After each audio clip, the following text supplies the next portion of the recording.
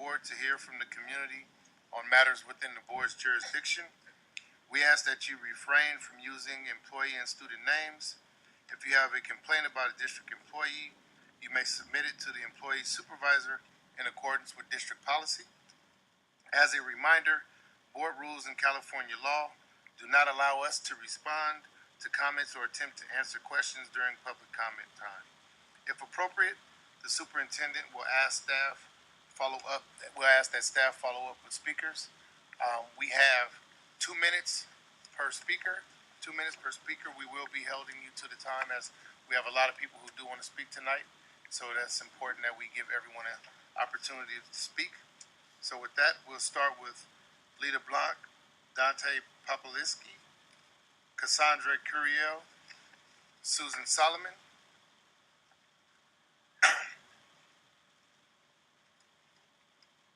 followed by Margaret Marcaccio, Samantha Sidwell, David Elson. 2 minutes on the microphone, please. Good evening, Interim Superintendent Lee and Board Commissioners. Today, UESF's bargaining team sat down for the very first time with the district's representatives to begin a true labor of love on Valentine's Day, negotiating the terms of our next contract.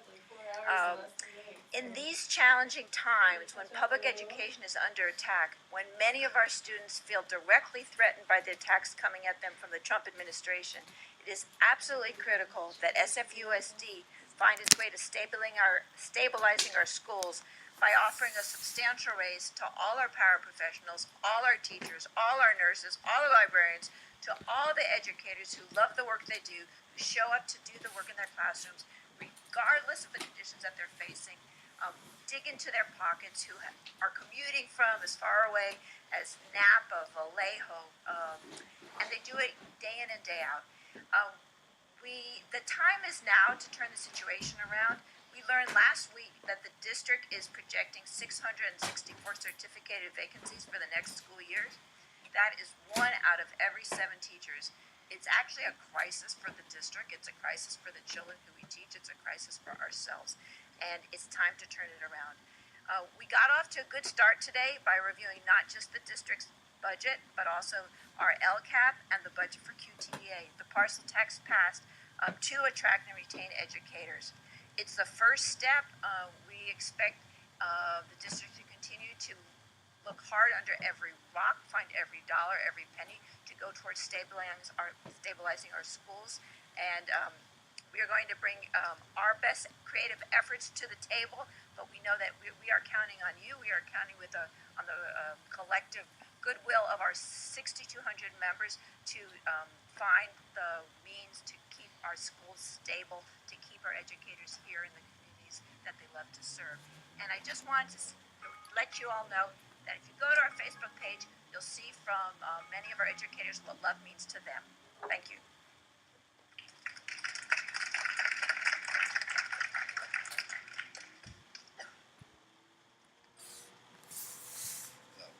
So, my name is Dante Papaliski. I'm a math teacher and soccer coach at Washington High School. Before that, I was a math teacher and soccer coach at Burton High School for 2 years. And before that, I was a paraprofessional for 3.5 years at Thurgood Marshall High School. I want to start out by saying I love my job, but it is a lot of work. I often put in 11-hour days, and I get paid a fraction of what my peers and friends who work in the private sector do. With that said, though, when I made the decision to become a teacher, I accepted that reality because what I get to do every day is work with young minds and watch them develop problem-solving skills that they're going to use for the rest of their lives. Then I get to go outside and teach young athletes values like sportsmanship and teamwork. And in some cases, I get to help those athletes refocus their approach to academics so that they can work towards earning their credits, getting the high school diploma, and going off to college, which is the whole reason they're there in the first place. However, unfortunately, San Francisco is becoming more and more expensive, and I know I myself am in a position where I'm potentially being priced out of my current apartment where I live. If that happens, the reality is I might have to move out of the city, which means I'll have to commute and I'll probably have to give up coaching, and I'll lose my impact on those young men. Or I might have to move out of the city altogether, look for work out of the city, and lose the connections I've made over 7.5 years of my life working in San Francisco. And unfortunately, I know that my situation is not unique among San Francisco teachers. So I'm hoping as we open these negotiations that San Francisco Unified can offer us what San Francisco's version of a living wage is, so that myself and my colleagues can dedicate ourselves to focusing on developing the young minds and young characters that this great city produces every single year.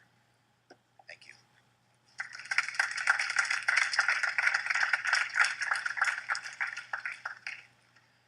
Good evening, members of the board. Some of you I know. My name is Cassandra Curiel, and I've been a 6th grade English teacher at Viz Valley Middle School for 6 years.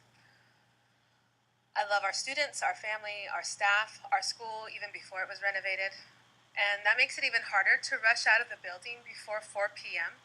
to start the second leg of my everyday commute. I feel like I'm abandoning my passion, casting aside my very reason for teaching, as I lock my classroom door before my student seats are even cold. I had to move out of San Francisco in 2015 in order to afford rent and my student loans. My commute is 18 miles one way, anywhere between 1.5 to 3 hours per day. I used to spend those exact same hours with my students after school. For 4 years, my students knew that they could come to me for tutoring, makeup work, essay corrections, completing applications, help with softball pitching, volleyball serves, anything. They knew I would check in with families at the end of the day, and former students who work in the after-school program knew that I would always make myself available to them. The older siblings of my students I have now tell their younger sisters and brothers that I will be there for them every day. But to tell you the truth, that is no longer the case. At least, not there for them the way I want to be. I don't make enough money to move back to San Francisco, nor do I make enough to save up to even think about purchasing property, even with the help. My only choice now is to consider the unthinkable, working towards a master's degree so that I can earn a living wage in a different district that will pay me an equitable rate. I'm afraid that I can no longer afford to be the teacher I want to be in the San Francisco Unified School District, the teacher I've been for some of our city's most vulnerable families, the teacher that my students deserve. And as we begin negotiations, please remember that there are hundreds of me, if not thousands, and paras in my position in San Francisco. We're all looking to you to do your part to keep us here, where we really want to be. Thank you.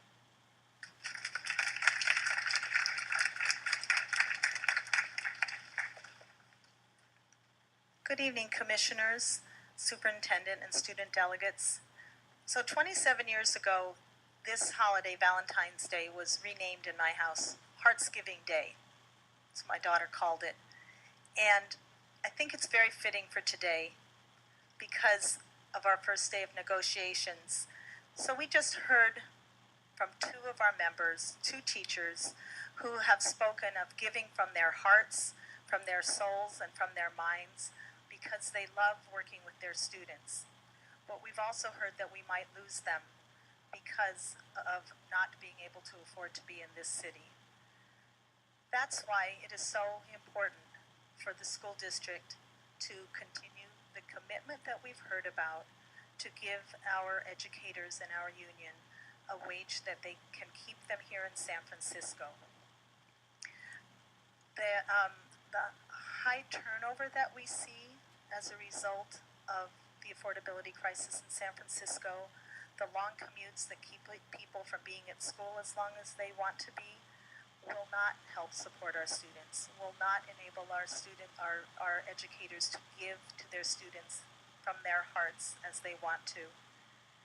Every month we'll be coming to the school board, not just to talk about numbers, but so you can see the faces and hear the voices of the people who do this important work.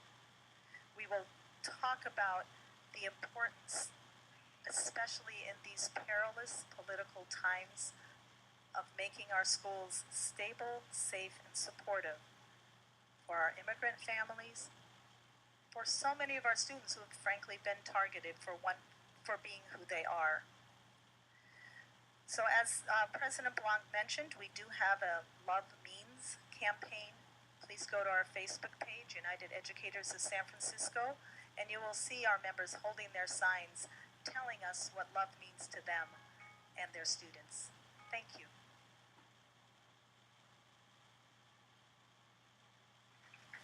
Majali Arnad, Luca Norris, Eugenia Dowen, Kimmery Leon.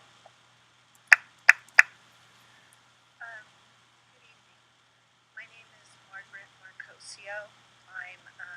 I've been a teacher, an elementary school teacher for 22 years, and 15 of those years have been at Grattan Elementary School. I'm here tonight with a unique perspective as not only a colleague of Philip Marcosio, but also his wife. And I find it fitting that I am here tonight on Valentine's Day to speak about the love of my life. And I'm here I'm representing my school community, my students, the teachers, and the parents who continue to urge you to let Philip come back to Grattan.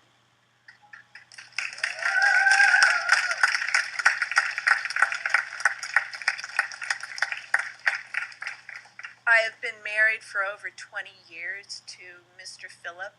We were married at Grattan Elementary School, and I was also the person to encourage him 17 years ago to take that job at Grattan.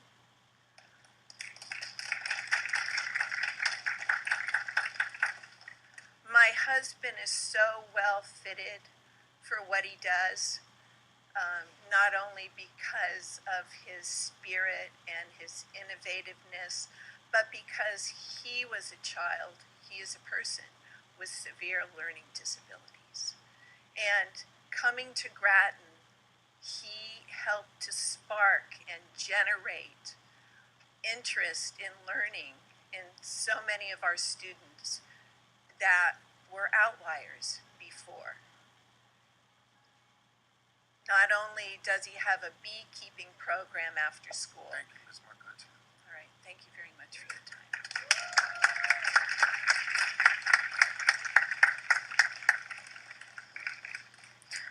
Good evening, Mr. Philip Marcarcio. I'm sorry, my name is Samantha Sidwell, and I'm here on behalf of Grattan and Mr. Philip. Mr. Philip Marcarcio has been a role model teacher at Grattan Elementary, and if you read all the correspondences that we've sent, you know that he's made a great impact on our students.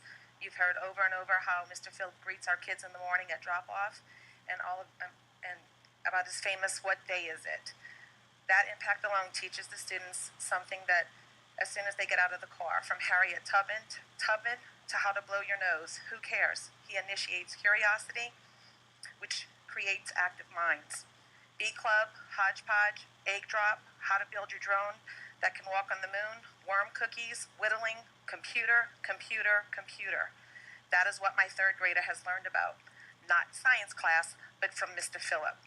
We are so far behind as a district in technology, and now Grattan doesn't even have a computer teacher. Why? Because one voice kept echoing until you felt your back was against the wall. This fall was very tough for my family. I was sick, and he was the main reason why my kid had a smile on her face every day at school, because she left my house with a heavy heart, and by the time she got out of the car, Mr. Phillip had her smiling. I read something today that Grattan is a privileged school. This infuriated me to the core because we are hard-working, middle-class American citizens that deserve an excellent public school education. With excellent teachers like Mr. Phillip and the rest of the Grattan faculty. We pay our taxes. We find a way as parents to raise the money for the things that you cannot provide for us. We do not pay $30,000 to $50,000 in elementary school education. That, my friend, is the definition of privileged in San Francisco. I stand here today in front of you with a heavy heart, knowing that you may not be doing this just as a protocol. And I'm really asking you to listen to our voices and bring Mr. Phillip back to Grattan.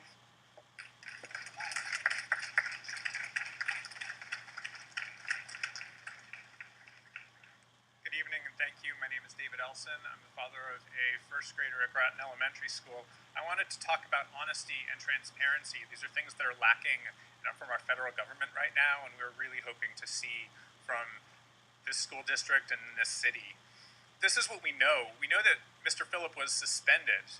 He disappeared from school without really any warning. And then we also know that he was reinstated. And we're going to make the assumption that any investigation that happened found that he absolutely posed no threat and was no risk to the school or anyone there. And then the third thing that we know is that with little notice, about a month later, the decision was made to transfer him out of Grattan and to another school. And again, presumably, if he posed a threat, he would not be going to another school. And everything else that we think we know is from rumors and secondhand information and gossip. And people have found out essentially what has gone on. But the one thing we really don't know is why he is being transferred out when he poses no threat, when he has strong support of the school, the teachers, the parents. And if you didn't realize that he had strong support before, well, I think you realize that now. And he has a strong connection to Grattan, which his wife just described. And the real reason that we don't know any of this stuff is because you haven't told us. This process has lacked transparency from the beginning. It has lacked openness and honesty. And that hurts Mr. Phillip because he's now in this situation. It hurts our teachers because they don't know when they will be disappeared from our school. It hurts us in the community because we are lacking trust in this board. And we've been told this is a confidential personnel matter, and with all due respect, that seems like an excuse. You have lawyers, you have policies, you can figure out a way to talk to us about this and be honest and not just give us pro forma responses to our emails and to our presentations. And we are parents and teachers and taxpayers and voters and community, and we are hundreds strong, and we deserve some communication. And otherwise, it is very difficult for us to give you the benefit of the doubt and to assume that your actions are for the benefit of our children, and we are left to make our own decisions and our own assumptions about why this has happened. Thank you. So we would like some communication, we would like some openness, some honesty, and we would like to have Mr. Phillip back in our school. Thank you very much.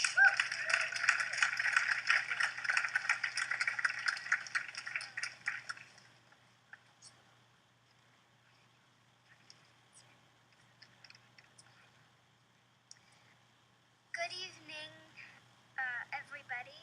My name is Eugenie, and I'm in third grade, and I would like to talk about Mr. Phillip today. I think that Mr. Phillip shouldn't go away because lots of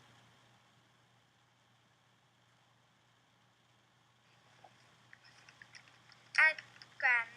I also think that he shouldn't go away because if he likes this school, then he shouldn't go away from it.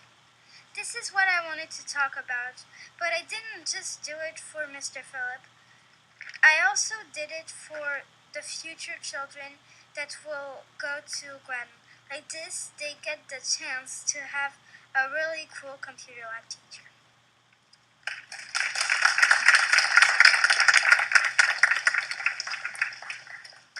Good evening. I'm Magali Arnaud. I'm the mother of 3 children who just started at Grattan this year.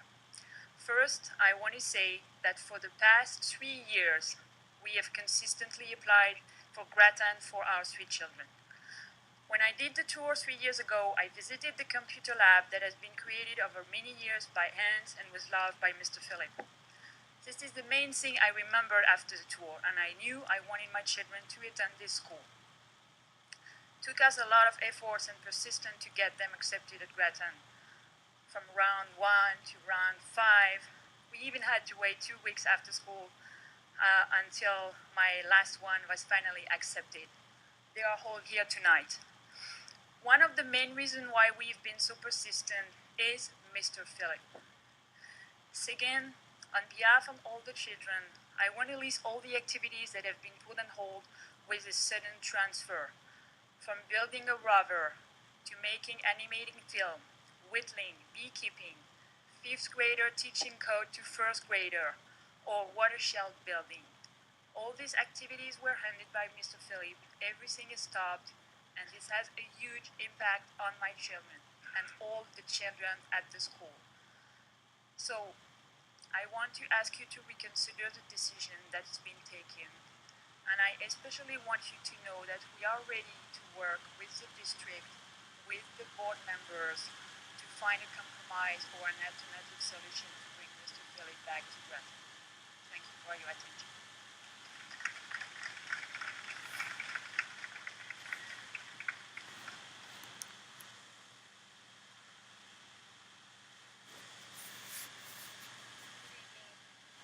Superintendent and board.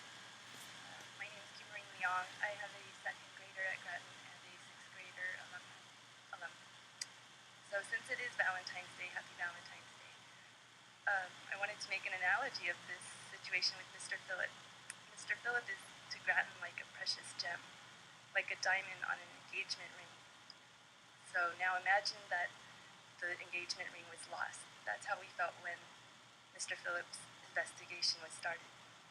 The fiancée, she's very sad, she's missing something, feeling this emptiness on her ring finger, wondering if she will find it again.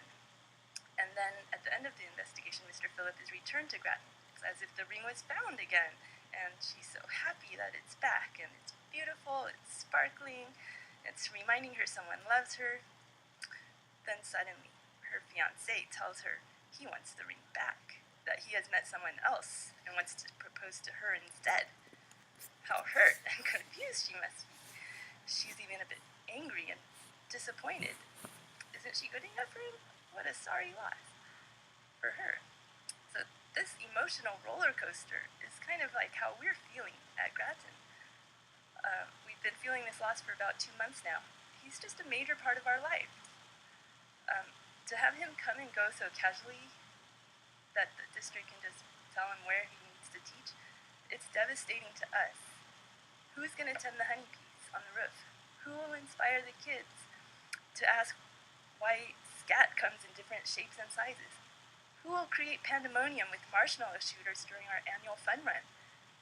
Who will chuck the eggs off our rooftop during the annual egg drop?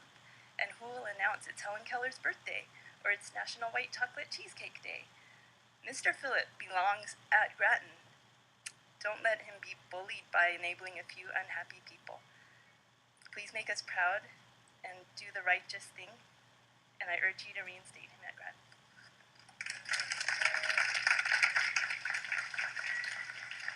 Mana Escobar, Isabel Zakana, Laura Hyde, Michael Ames, Katrina Brumo.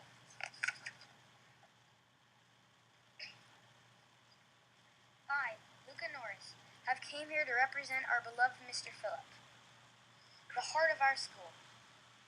Someone who has put his life into creating kindness in each soul in our school for 17 years. He's the person when every day one of your parents or your parent asks, "What was your favorite part of your day?" And the answer is Mr. Phillip. Then they ask again, "It's your why?" And you say, "Because he was being himself." You could think, I don't get how you could think someone like that could ever mean harm.